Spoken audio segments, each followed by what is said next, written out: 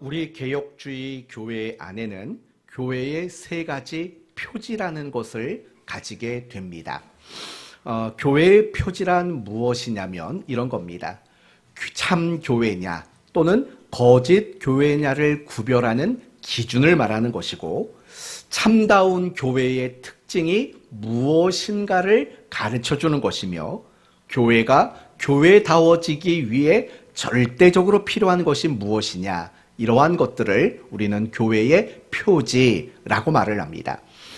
그리고 이 교회의 표지에는 세 가지 표지가 있습니다. 첫 번째는 올바른 말씀의 선포입니다. 그 교회가 참 교회냐 아니냐는 제일 중요한 것은 말씀을 올바르게 선포하느냐 그렇지 않느냐가 첫 번째 기준이라는 겁니다. 두 번째는 성례의 정당한 시행을 말하는 겁니다. 성례식이 뭔지 아시죠? 세례를 베푸는 것 또는 성찬을 하는 것, 이런 것들이 시행되어야지만 그 교회는 올바른 교회다라고 말을 하는 겁니다. 그리고 세 번째는 권징의 신실한 이행이라고 말합니다. 권징의 신실한 이행.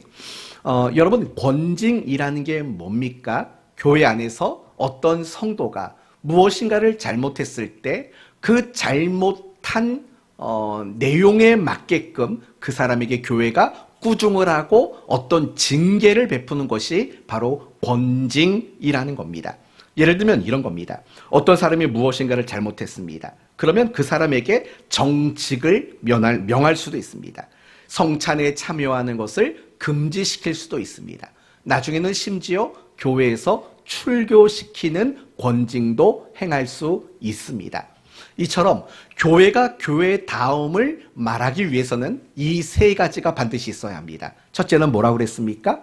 말씀에 대한 올바른 선포. 두 번째는 성례의 시행. 그리고 마지막 세 번째는 권징이라고 말했습니다. 자꾸 성도들을 꾸중하는 거죠.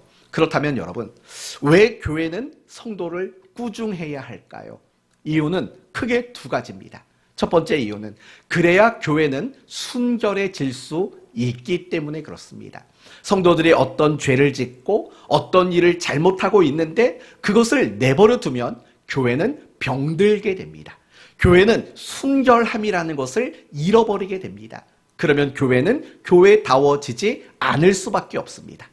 두 번째 권징, 꾸중의 목적은 우리를 완성시켜가는 데 있습니다.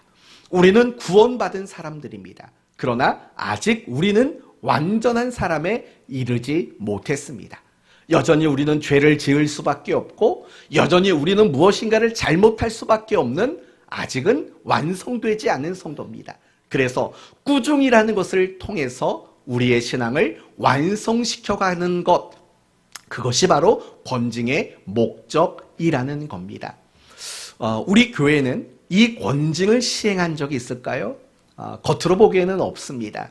어떤 성도가 뭘 잘못했다고 해서 당신은 성찬식에 참여하지 마십시오 라고 해본 적은 없습니다.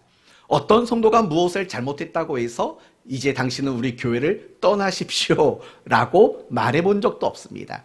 그러나 저는 나름대로 이 권징을 시행하기 위해서 무단히 노력하고 있습니다. 언제 이런 것들을 했느냐면 저는 설교 시간에 이런 것들을 합니다. 여러분의 잘못된 것들을 꾸중하고 여러분의 그 잘못된 것들을 야단을 치는 그런 일들을 저는 설교 사역에 있어서 정말 중요한 사역이라고 저는 생각합니다. 저는 여러분이 설교 시간이 물론 위로받는 시간이기도 합니다. 그리고 하나님 앞에 힘을 얻고 용기를 얻는 시간이기도 합니다. 그러나 그것만 전부가 아닙니다. 설교 시간은 한 주간 삶을 살아왔던 나를 향해서 하나님이 꾸중하는 시간이라는 사실도 여러분이 더불어 잊지 않는 그런 지혜로운 성도가 되기를 바랍니다. 그리고 여러분이 저를 위해서 기도하실 때 그 기도를 해주셔야 되는 겁니다.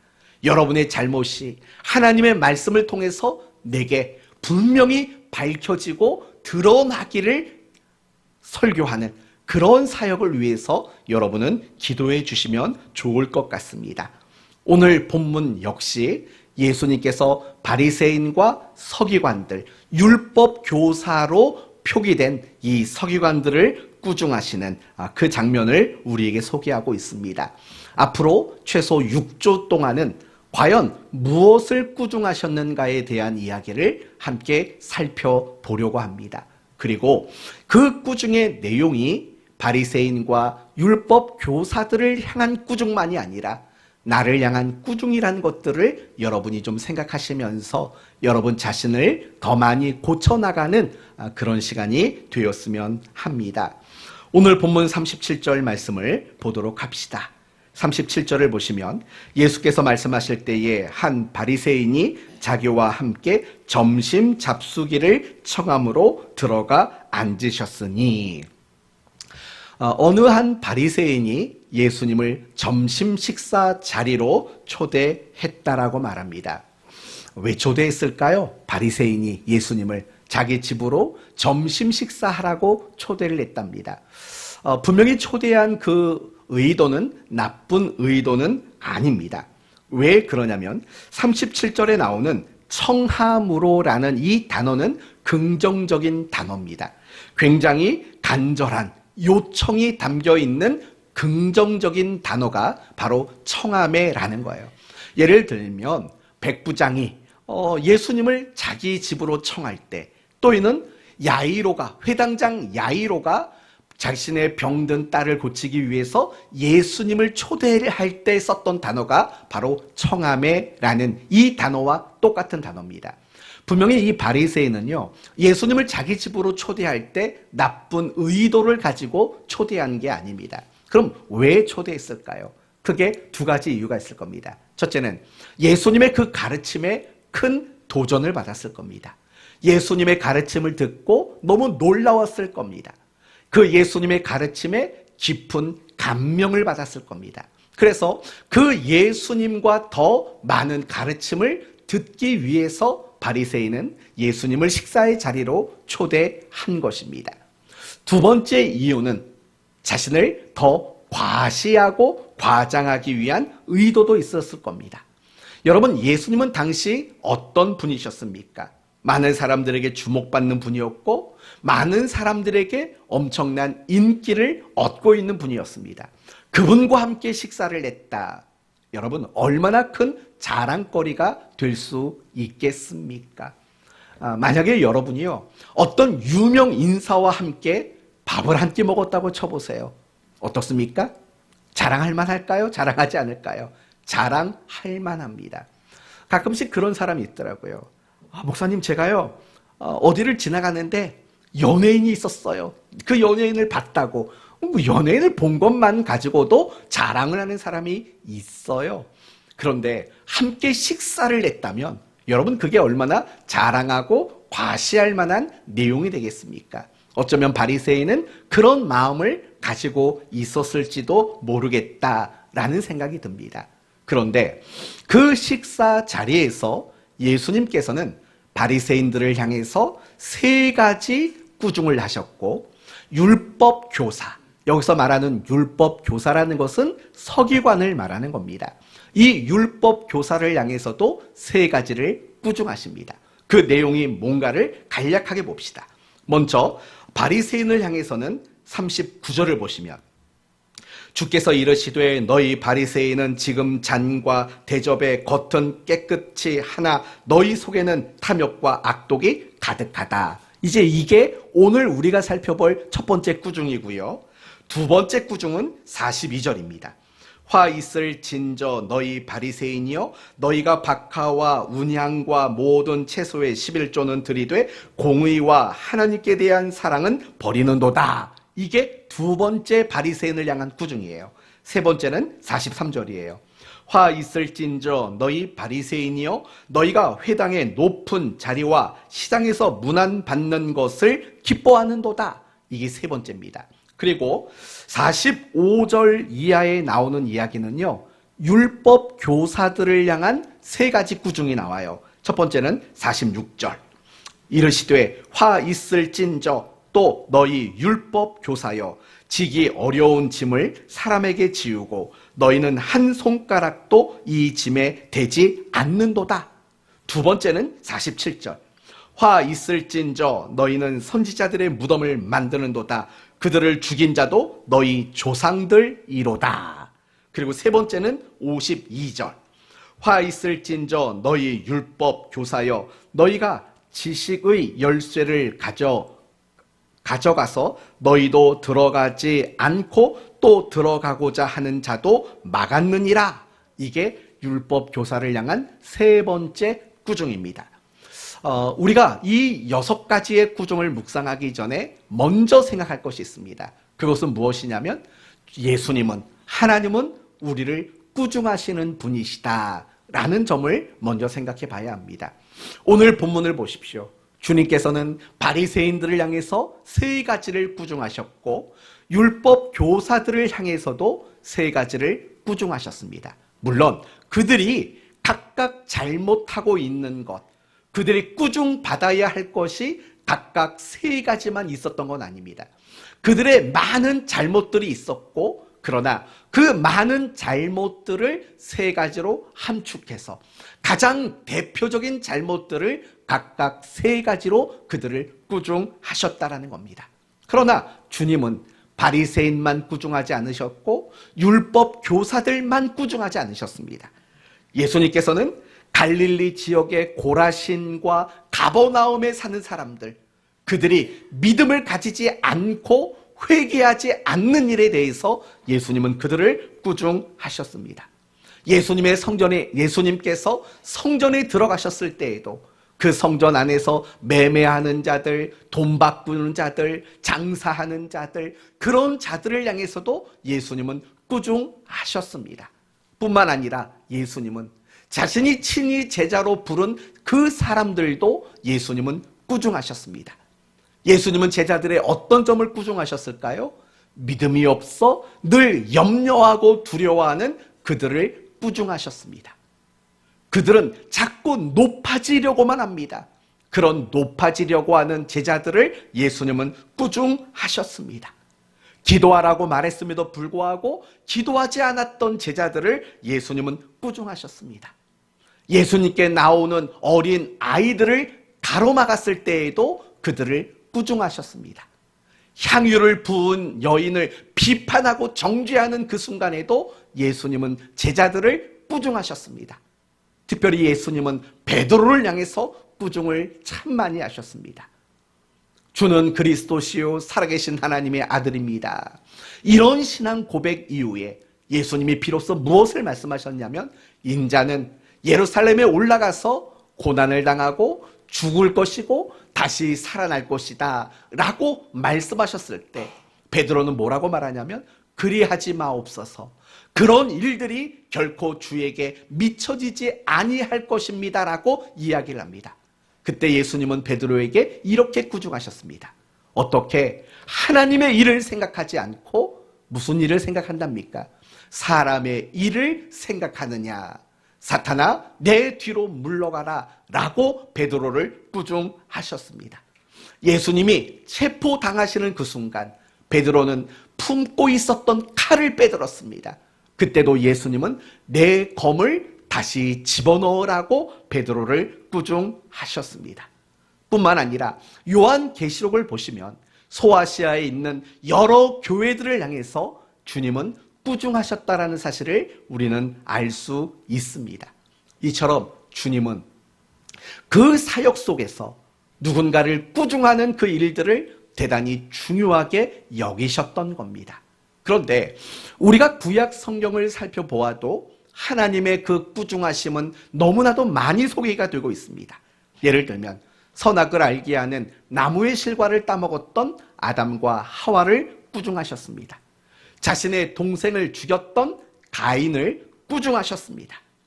죄악이 가득한 노아 시대의 사람들 역시도 하나님은 꾸중하셨습니다.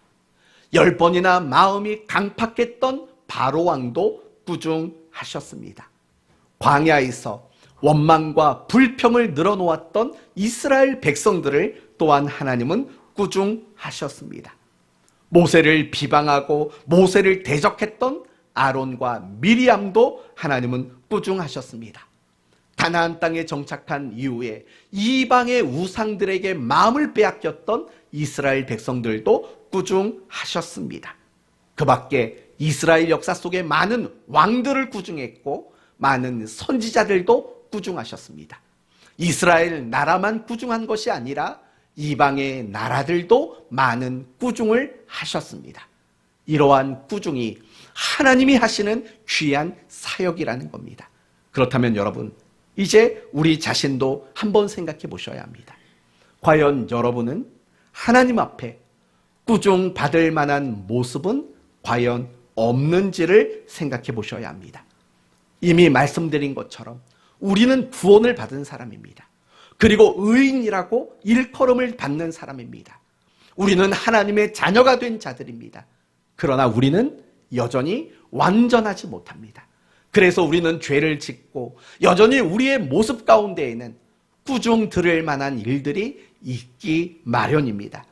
그런 것들이 있는 것은 너무나도 당연한 것입니다.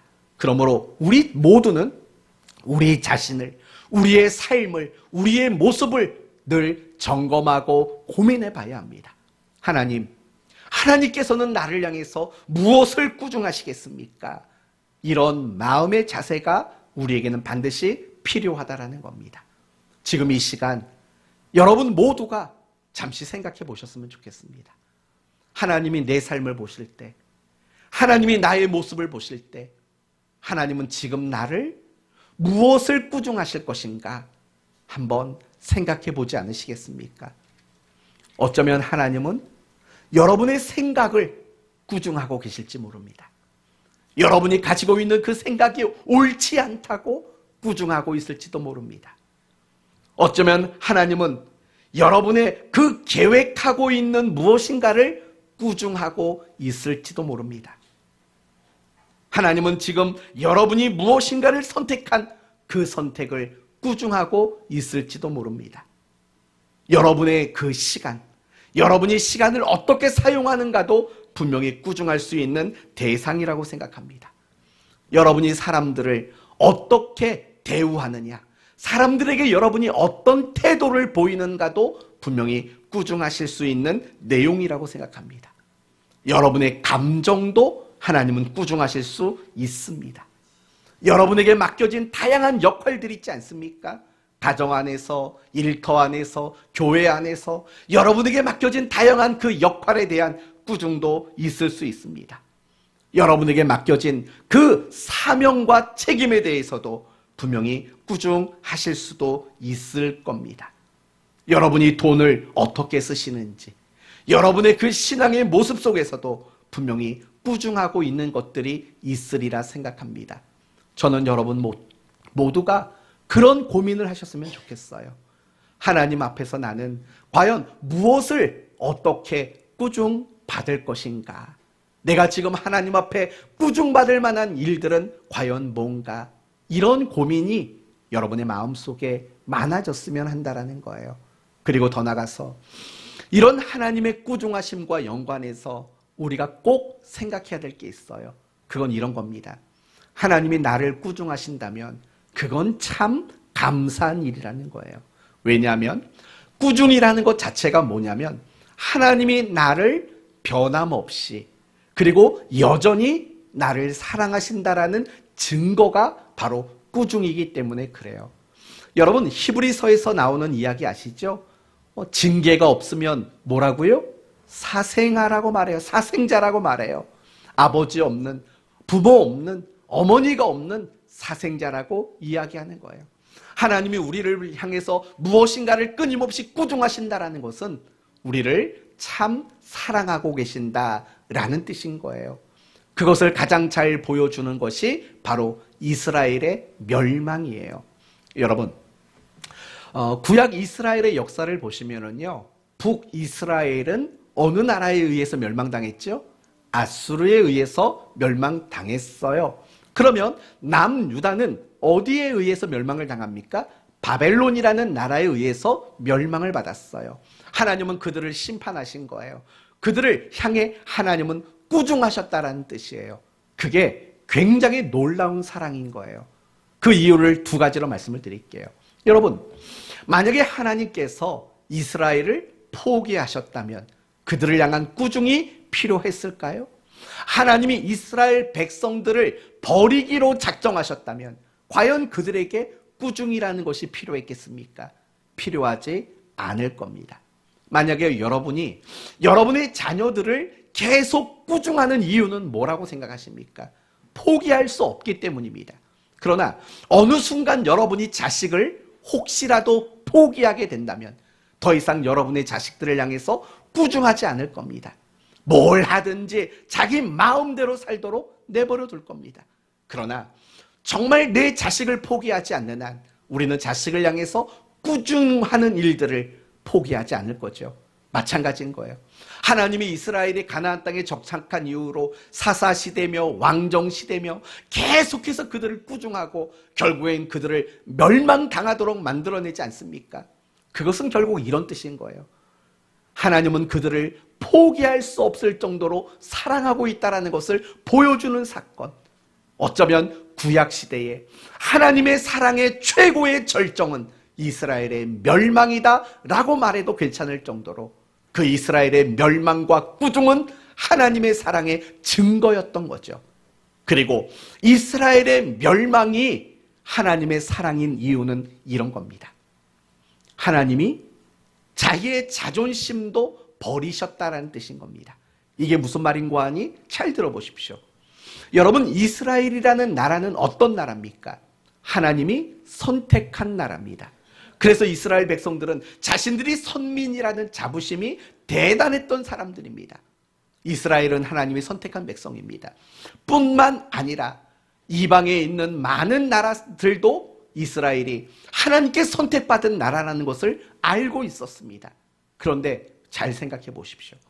하나님이 선택하신 그 나라를 멸망시켜버렸다는 거예요.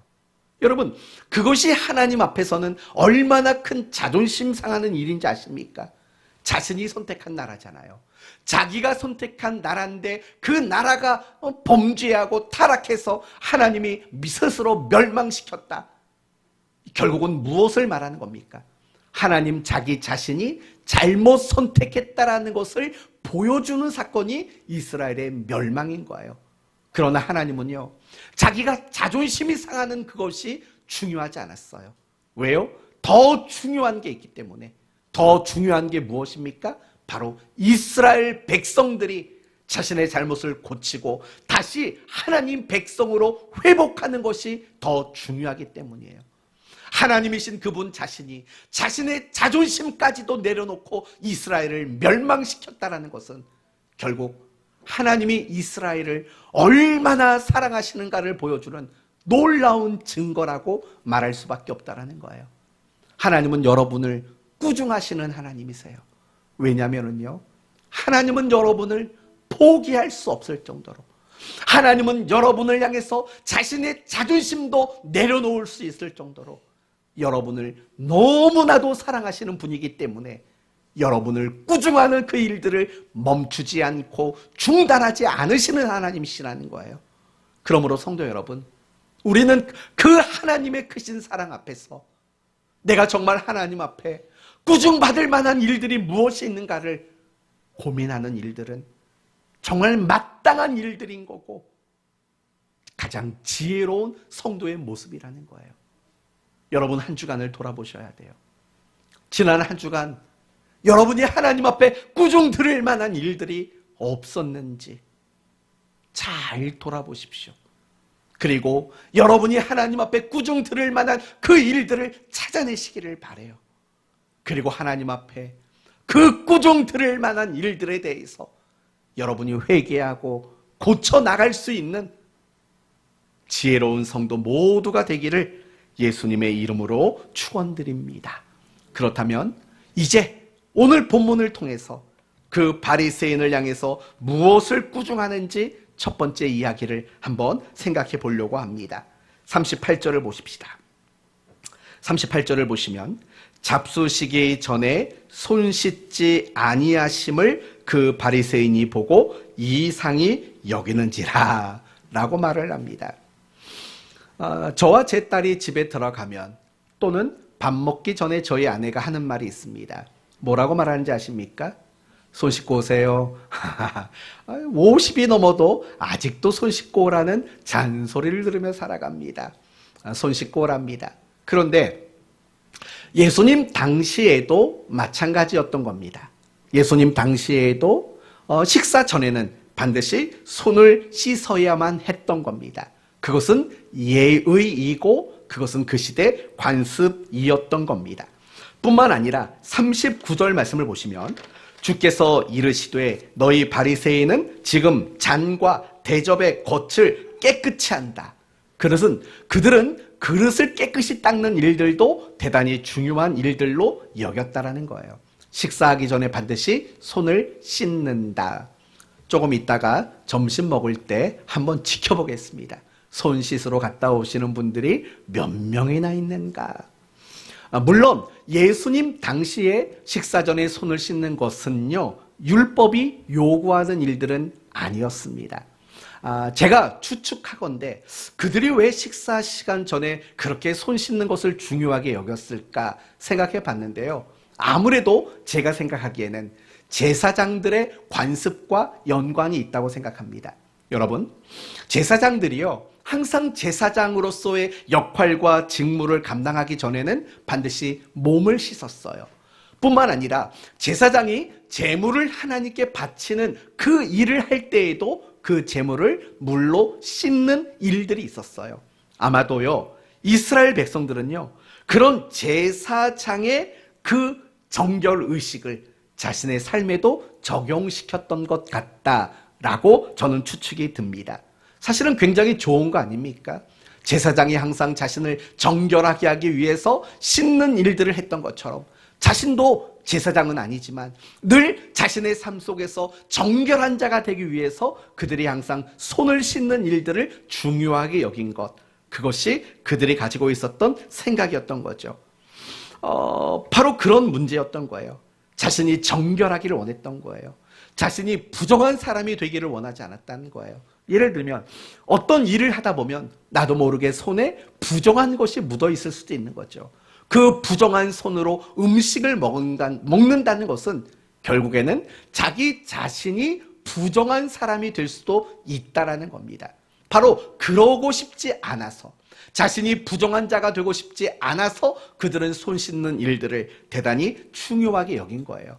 이와 같은 맥락으로 연결해 볼 수 있는 본문이 누가복음 10장의 선한 사마리아인의 비유인 거예요. 어떤 사람이 강도 만났어요. 거의 죽은 사람처럼 돼버렸어요. 그때 제사장이 지나가요. 레위인이 지나가요. 그런데 이 두 사람들은요, 강도 만나 쓰러진 자들을 외면했어요. 그들에게 다가가지 않았어요.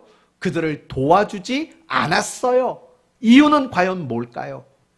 혹시라도 강도가 어디 숨어 있다가 자신들을 공격할까 봐 겁이 났기 때문일까요? 그럴 수도 있죠. 그러나 더 중요한 것은 무엇이냐면 그들은 제사장이었어요. 그들은 레위 사람이었어요. 만약에 자신들이 이 강도 만난 사람들을 돕다가 강도가 만난 그 사람이 죽어버리면 그 즉시 그 사람들은 어떻게 될까요? 부정한 사람이 돼요.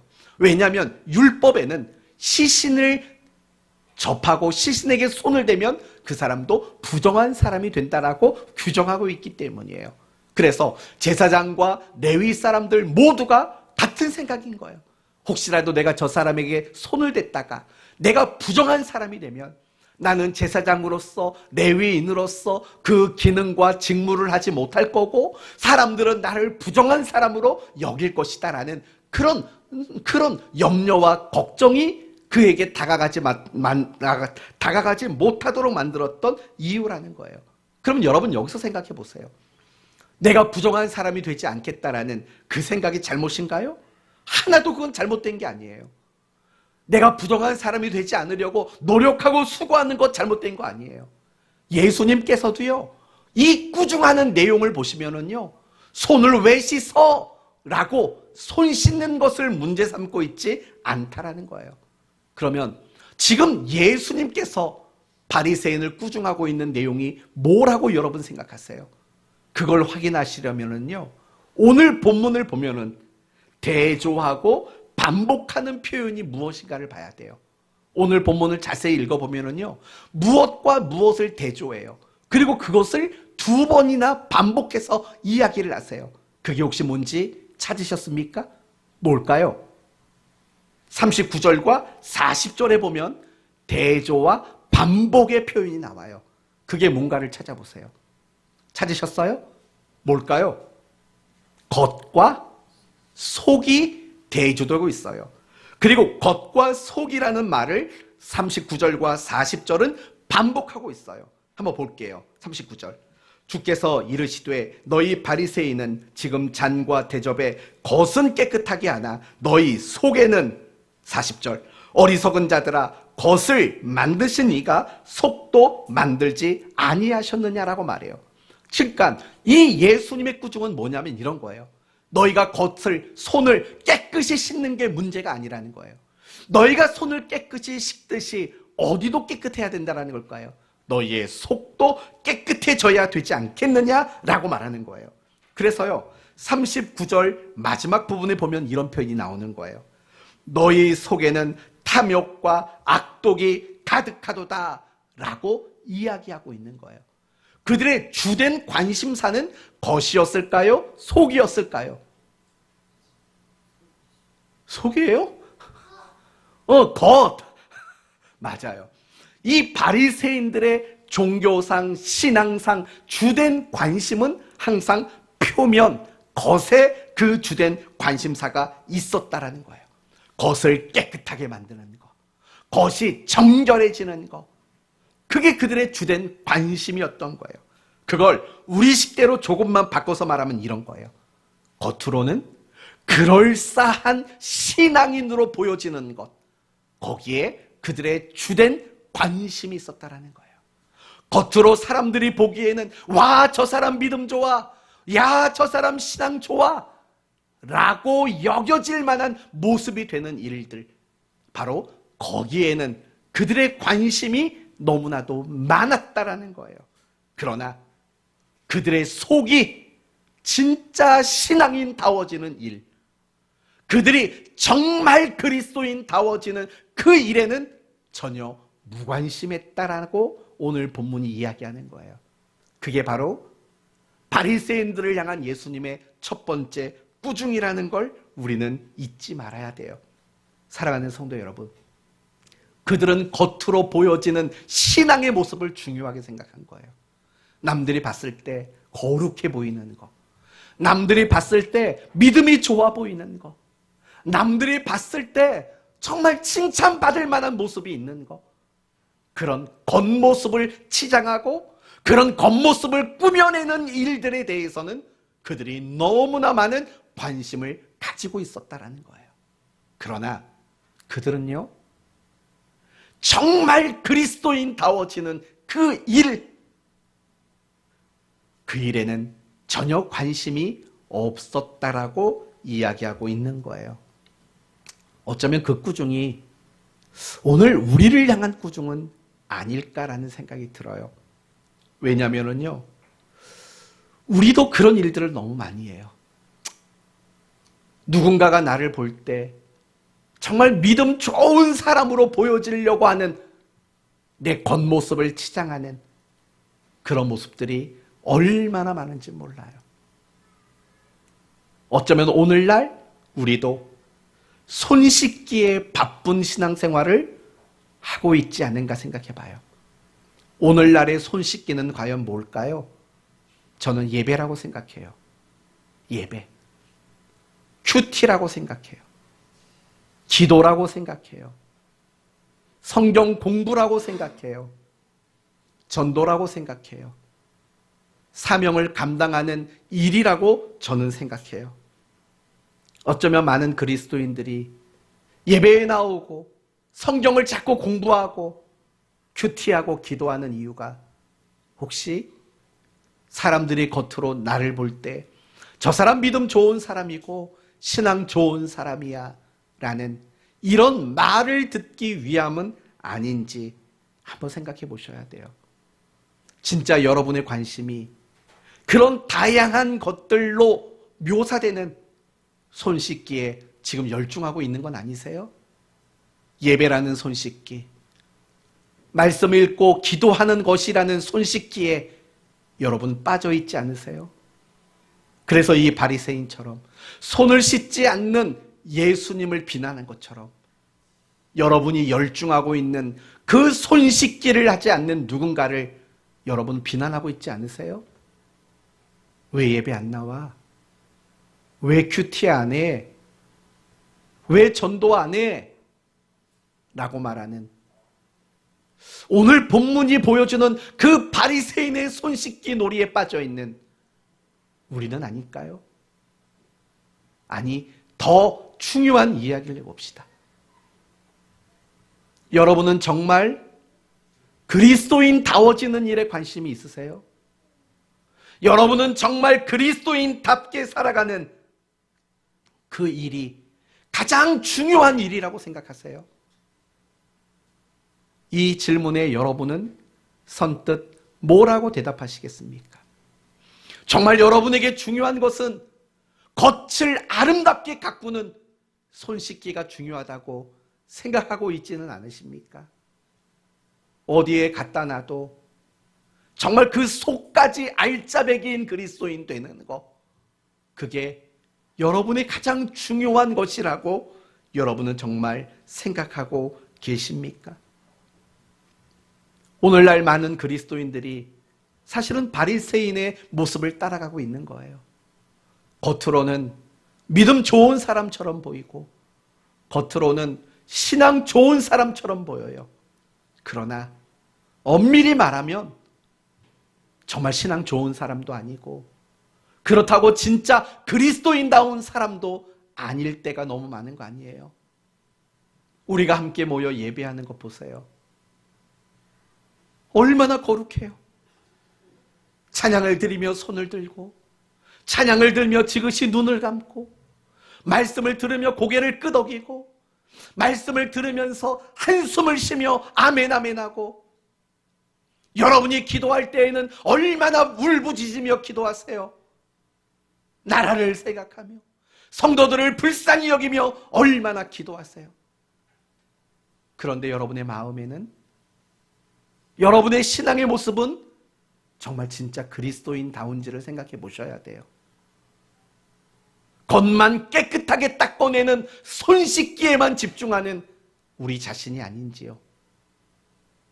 오늘 본문이 말하는 진짜 그리스도인다운 모습이 여러분은 뭐라고 생각하십니까?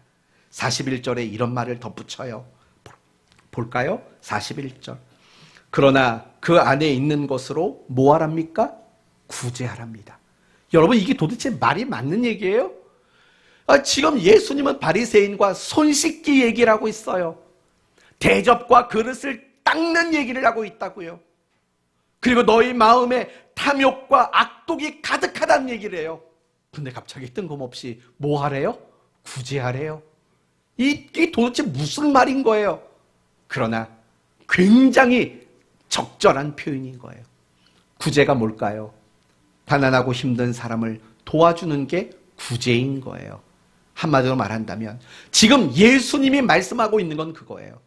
이웃 사랑을 말하고 있는 거예요. 겉으로는 손 씻기에 열중해서 겉으로는 그럴싸한 신자들처럼 보이지만 이웃을 사랑하는 사랑이 하나도 없어서 진짜 그리스도인답지 못한 자들이다 라고 말씀을 하고 있는 거예요. 오늘 예수님의 꾸중은 이거예요. 이웃 사랑을 그들은 놓쳐버렸다라는 거예요. 그들이 손을 열심히 씻어서 자신을 정결한 사람이 되게 만들고 남들 앞에서 그럴듯한 모습의 신자로 보여주고 나타내는 것에 열중이 있었지만 진짜 신앙의 본질인 이웃을 사랑하는 그 모습은 눈꼽만큼도 관심이 없었다라고 꾸중하고 있다라는 겁니다. 사랑하는 성도 여러분, 이게 우리 얘기가 아닌가 저는 생각이 들어요. 이게 우리 얘기죠. 우리 교회 같이 작은 교회는 괜찮아요. 큰 교회는요, 예배 시간이 끝나면 늘 성도들이 싸워요. 왜 싸우는 줄 아세요? 차 빼라고. 내가 지금 나가야 되는데 차를 이따위로 대놨다고 싸운다고요. 여러분, 그게 손 씻기에 열중하고 있는 이 바리새인과 뭐가 달라요? 예배 시간에는 정말 천사와 다를 바 없었잖아요. 예배 시간에는 정말 하나님의 친구처럼 앉아서 예배를 드렸잖아요. 그런데 예배가 끝나니까 차를 이따위로 댔다고 그렇게 화를 내고 손가락질하고 막말을 해대는 거, 그게 오늘 본문의 바리새인의 이야기와 하나도 다르지 않은 거예요. 사실 우리가 그렇잖아요. 우리가 이렇게 열심히 예배라는 손 씻기를 해놓고 나서 우리의 마음에는 탐욕과 악독이 가득해요. 어느 사람 하나도 용서해 줄 마음도 없고, 이해해 주고 싶은 마음도 없고, 사랑해 줄 마음도 없어요. 이웃을 사랑하는 그 일을 늘 외면하고 우리는 살아간다고요. 그게 바리새인을 향한 꾸중이고 오늘 우리를 향한 꾸중이라는 사실을 잊지 말아야 돼요.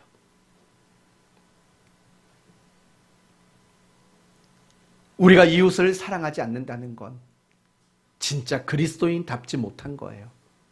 그건 제 이야기가 아니에요. 성경이 그렇게 규정하고 있어요. 요한복음 13장 34절 이하에 보면 이런 말이 나와요. 새 계명을 너희에게 주노니 서로 사랑하라. 내가 너희를 사랑한 것 같이 너희도 서로 사랑하라. 이로써 너희가 내 제자인 줄 알리라.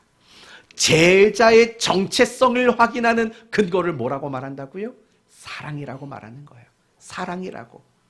고린도 후서 11장에 보면 이런 말이 나와요. 누가 약하면 내가 약하지 아니하며 누가 실족하게 되면 내가 애타지 아니하더냐 라는 말이 나와요. 이게 왜 나온 말인지 아세요? 이런 거예요.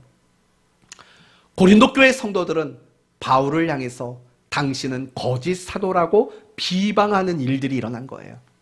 그러면서 이 고린도 교회 성도들이 바울을 향해서 무엇을 요구했냐면, 당신이 진짜 사도라면 당신이 진짜 사도라는 걸 증명해 보시오라고 요구를 했다고요. 그때 나온 구절이 이거예요. 다시 들어보세요. 너희가 약하면 내가 약하지 아니하며, 이런 말이죠. 너희가 힘들고 괴로우면 내 마음은 얼마나 힘들고 괴롭겠느냐. 내가 애타지 않겠느냐. 애탈 정도로 너희를 사랑한다.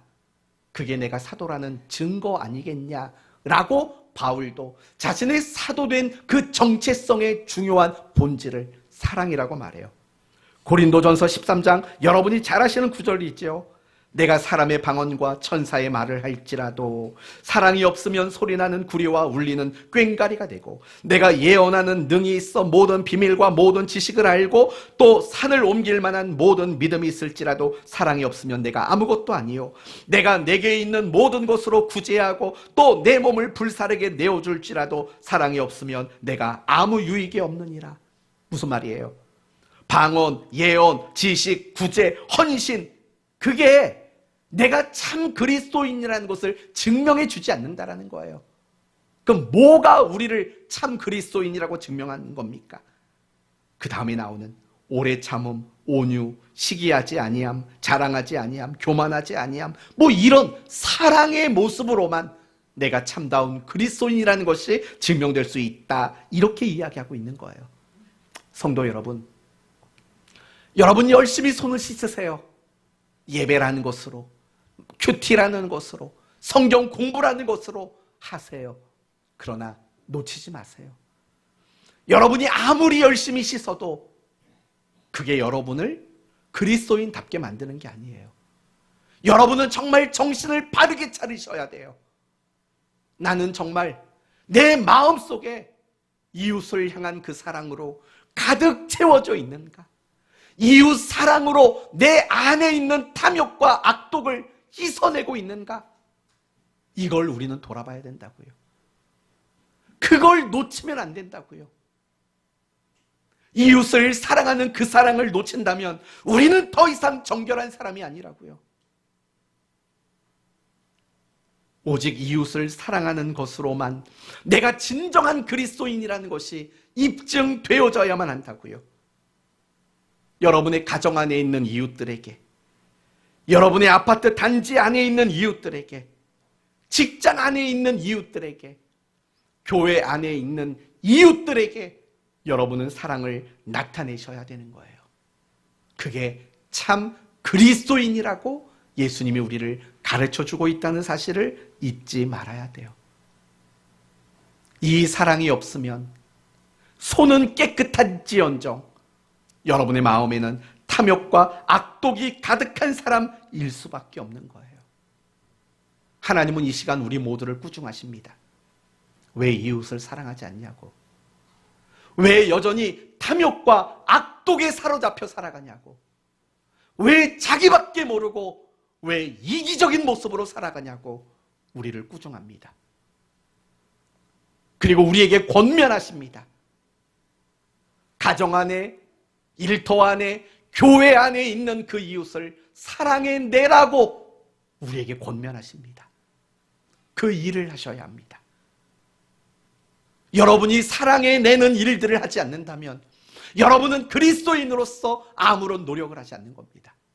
단지 사람들에게 당신은 믿음 좋은 사람 같아요, 당신은 믿음이 훌륭한 사람 같아요 라는 그런 칭찬의 말만을 기대하는 사람일 뿐인 거예요.